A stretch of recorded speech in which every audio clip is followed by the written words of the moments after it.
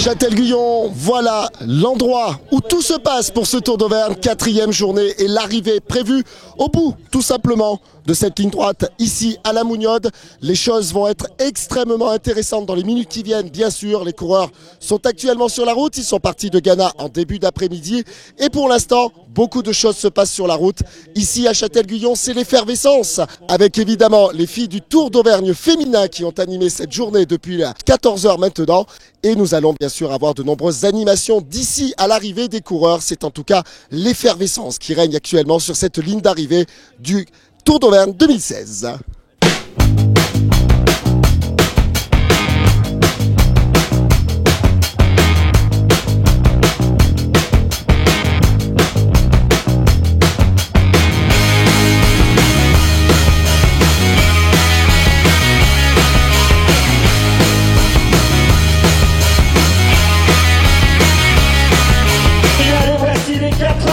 Lancé dans un superbe final aujourd'hui sur les routes de cette 4e étape. Allez, on encourage et c'est Lucas Papillon, bien entendu, en train de jouer son bateau maintenant au pied de la côte de Loubera, 50 secondes au dernier pointage. Papillon qui emmène Jean-Marie Rigaud et la présence également de Yoann Mahé. La marche est fermée par Rafinha.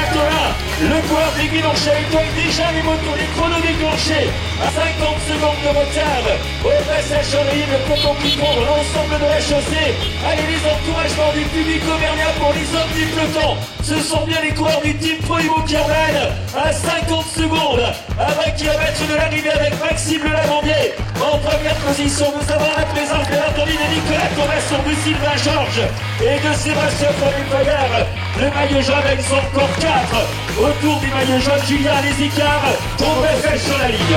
Et quelques secondes après le premier passage des coureurs sur cette ligne d'arrivée ici à Châtel-Guyon, on se retrouve avec Frédéric Bonichon. Frédéric, la tension monte peu à peu sur cette ligne d'arrivée. Oui, le Tour d'Auvergne a tout d'un grand tour. Ça va se jouer aussi à quelques secondes, comme pour le Tour de France. Et une nouvelle fois, Châtel est la capitale régionale du cyclisme, avec des épreuves de jeunes hier et aujourd'hui. Et puis l'arrivée de cette grande épreuve du Tour d'Auvergne 2016. Le public arrive peu à peu, le soleil est au rendez-vous, c'est encore une belle fête aujourd'hui pour Châtel-Guyon. Oui, c'est une belle fête, c'est une fête populaire, c'est une fête du sport amateur dans tout ce qu'on l'apprécie, les bénévoles, les encadrants, la gendarmerie, la police, les motos suiveurs, les médias, tout ça fait partie du sport amateur et on aime le mettre en valeur. Et dans cette belle ambiance d'effervescence autour de nous, Frédéric, je ne peux pas m'empêcher de vous demander votre pronostic. Plus que la victoire d'étape, la question que l'on se pose tous en ce moment, est-ce que Sébastien Fournet-Fayard va réussir à sauver son maillot jaune? Oui, j'espère qu'il va faire aussi bien que Romain Bardet, qui est capable de garder sa 2e place au Tour de France. Tel que est parti le sprint final dans la côte de Loubera, il doit pouvoir garder son maillot jaune et je serai fier de lui remettre tout à l'heure. Merci beaucoup.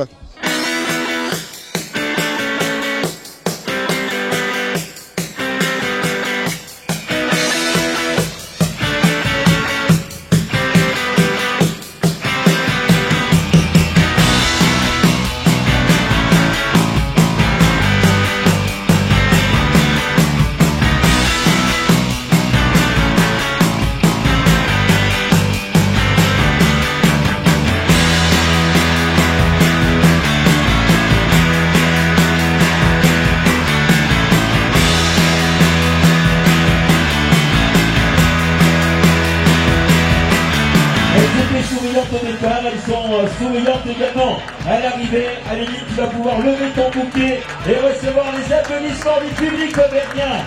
Très nombreux cet après-midi. C'est une belle récompense pour nos jeunes championnes. Voilà notre programme.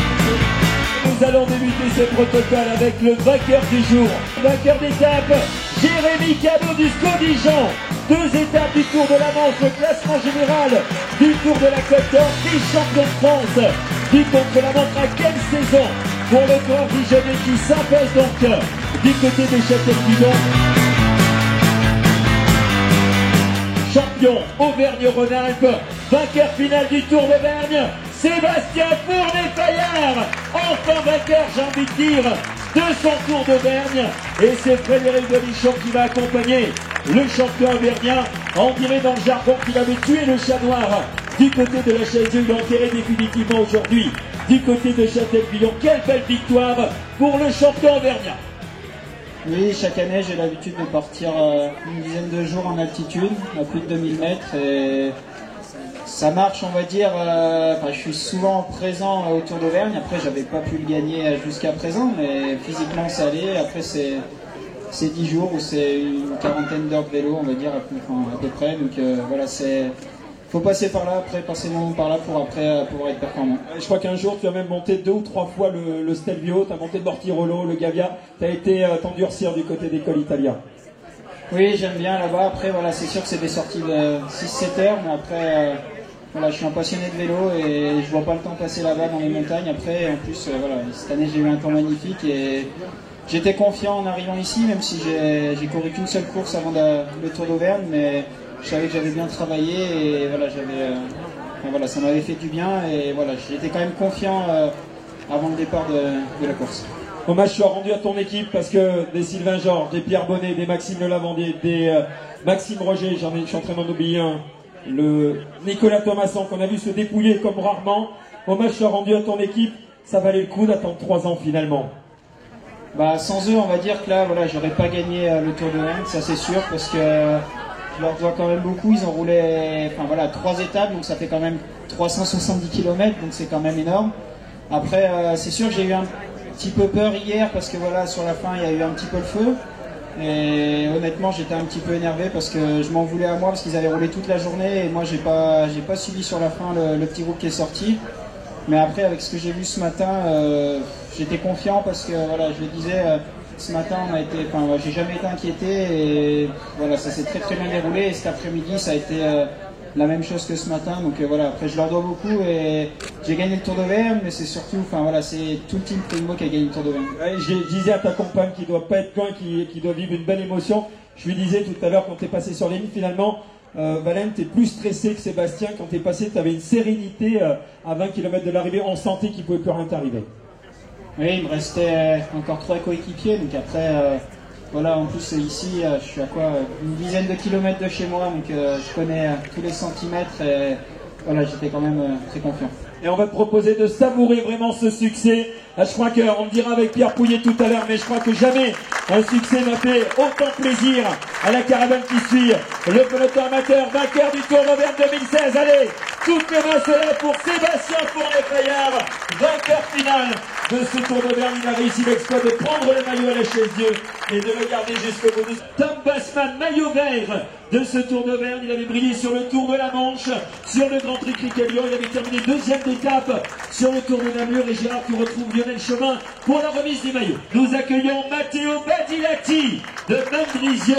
PL Valley, donc le vainqueur du classement de la montagne. Il paese ti piace? Sì, veramente bello, una bella gara organizzata bene. On va traduire. Je lui ai demandé s'il reviendrait au pays, il n'y a pas de problème, la course était très bien organisée, le pays est très beau.